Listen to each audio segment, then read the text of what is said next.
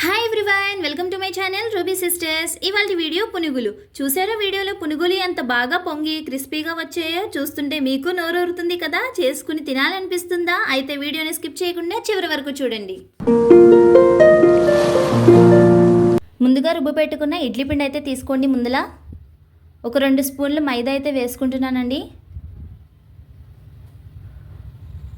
2.5 స్పూన్లు సూజీ రవ్వ, అదే అండి ఉప్మా రవ్వ, తెల్ల ఉప్మా రవ్వ 2.5 స్పూన్లు అయితే వేసుకోండి. నేనైతే ఇడ్లీ పిండి మీడియం సైజ్ 4 కప్పులు తీసుకున్నానండి, దానికి కొలత అయితే చెప్తున్నాను. ఒక 2 స్పూన్లు బియ్యపు రవ్వ తీసుకోండి. పావు టీ స్పూన్ వంట సోడా తీసుకోండి.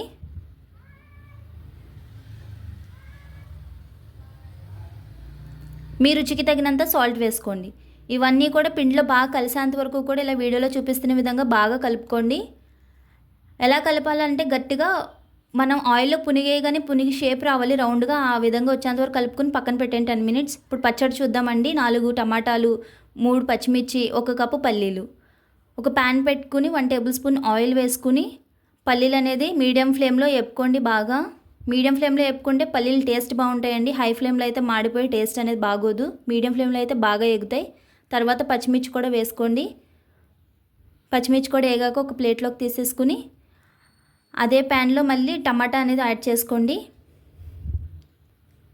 ఈ సైజ్ కట్ చేసుకుంటే టమాటా అనేది సరిపోతుందండి. నీడిల్ పెట్టి కవర్ చేసేసి ఒక 5 మినిట్స్లో మళ్ళీ చిన్న నిమ్మకాయలో సగం అంత సైజు చింతపండు యాడ్ చేసుకుని మళ్ళీ మూతని పెట్టేసుకోండి. ఇలా వచ్చేంత వరకు మగ్గేంత వరకు మగ్గబెట్టుకుని స్టవ్ ఆఫ్ చేసేసుకుని చల్లారి పెట్టుకోండి. అది ఒక మిక్సర్ జార్ తీసుకుని మనం ముందుగా నేపి పెట్టుకున్న పల్లీలు, పచ్చిమిర్చి వేసుకుని 1 టేబుల్ స్పూన్ జీలకర్ర, మీ రుచికి తగినంత సాల్ట్, ఒక 4-5 వెల్లుల్లి రబ్బలు వేసుకుని ఒకసారి మిక్సీ పట్టేసుకోండి. మరి మెత్తగా వద్దండి, ఏదో ఒక్కసారి అలా గ్రైండ్ చేసి ఆఫ్ చేసేసేయండి. తర్వాత ఉడకపెట్టుకున్న టమాటా కూడా యాడ్ చేసుకోండి. టమాటా కూడా యాడ్ చేసుకుని ఒకసారి మళ్ళీ గ్రైండ్ చేసేసుకోండి మెత్తగా. మీకు కొంచెం గట్టిగా అనిపిస్తే కొంచెం వాటర్ అనేది యాడ్ చేసుకోండి. మళ్ళీ ఒకసారి మిక్సీ పట్టేసుకోండి. మెత్తగా వచ్చేంత వరకు పక్కన పెట్టేసుకోండి. ఇప్పుడు తాలింపులు చూద్దాం. జీలకర్ర, ఆవాలు, పచ్చెనపప్పు, సాయమినపప్పు, ఎండుమిర్చి, కరివేపాకు ఇవన్నీ తీసుకుని తాలింపు వేసుకోండి. 1 టేబుల్ స్పూన్ ఆయిల్ సరిపోతుందండి. ఇలా మొత్తం కూడా వేసుకుని బాగా వేపుకోండి. తాలింపులు మాడకుండా మీడియం ఫ్లేమ్లో వేపుకోండి. టేస్ట్ ఇంకా బాగుంటుంది. అప్పుడు చట్నీ ఒక దాంట్లోకి సర్వ్ చేసేసుకుని తాలింపు వేసేసుకుంటే చాలా బాగుంటుందండి. పక్కన పెట్టేసుకోండి. ఒక కళాయి పెట్టుకుని కళాయికి హాఫ్ వచ్చేంత వరకు కూడా ఆయిల్ అనేది యాడ్ చేసుకోండి. ఇలా యాడ్ చేసుకుని మనం ముందుగానే కలిపి పెట్టుకున్న ఇడ్లీ పిండిలోకి ఒక ఉల్లిపాయ అండి, ఒక పచ్చిమిర్చి చిన్నగా కట్ చేసుకుని యాడ్ చేసుకోండి. మళ్ళీ ఇలా ఒకసారి కలిపేసుకుని ఆయిల్ బాగా హీట్ అవ్వనివ్వండి. అప్పుడే యాడ్ చేయొద్దు. ఇలా ఒకసారి కలిపేసుకుని ఆయిల్ బాగా హీట్ అవ్వనివ్వండి. అప్పుడే పునుగులు ఆయిల్ పీల్చకుండా ఉంటే ఒక ప్లేట్లోకి టిష్యూ పేపర్స్ అనేది వేసుకోండి. ఇలా పక్కన పెట్టేసుకోండి రెడీగా.